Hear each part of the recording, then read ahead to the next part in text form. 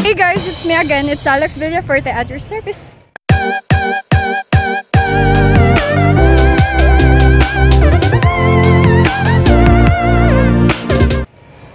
Have you watched our last video about physics? Last time, I challenged them to inflate balloons using bottles. Don't worry guys, I'll put the link on the description box below so you can watch it. It's too hot here. Oh my god, thank you. So guys, I'm leaving now because it's too hot here. One eternity later. 3 days later. Hello people, and here it's Alex again.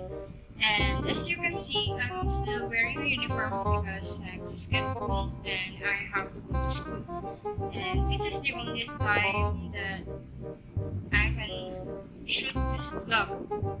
So stay tuned and I will discuss to you about the windows. A few moments later. Global warming is a gradual change in the average temperature of the Earth.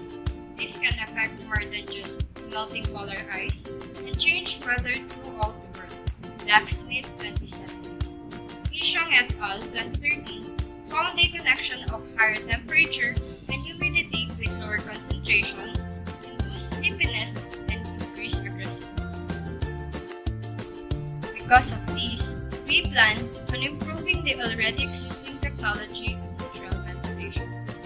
We plan on changing the shapes of jalousie window glass to an airflow shape to increase the airflow flowing in and out of the room that could theoretically improve the ventilation and lower the room temperature.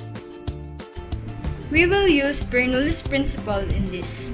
Bernoulli's principle states that in a frictionless laminar liquid flow, as liquid increases in speed, its pressure decreases simultaneously. Hydrodynamica 1738. In a relation, temperature is directly proportional to pressure. Charles 1823. An airflow can be used to manipulate airflow and pressure, as it can produce pressure differences on its sides. Pawar and Sonara 2017. With the use of a symmetrical airfoil, by reducing its camber, its drag coefficient is reduced. Lesser drag allows the faster airflow around the object. NASA 2015. With this, increased airflow improves air circulation around the room and lowers the temperature. Designing Buildings, Wiki 1919. So, if you're a homeowner who consider natural ventilation on air conditioning, then Bernoulli windows perfectly fits for you.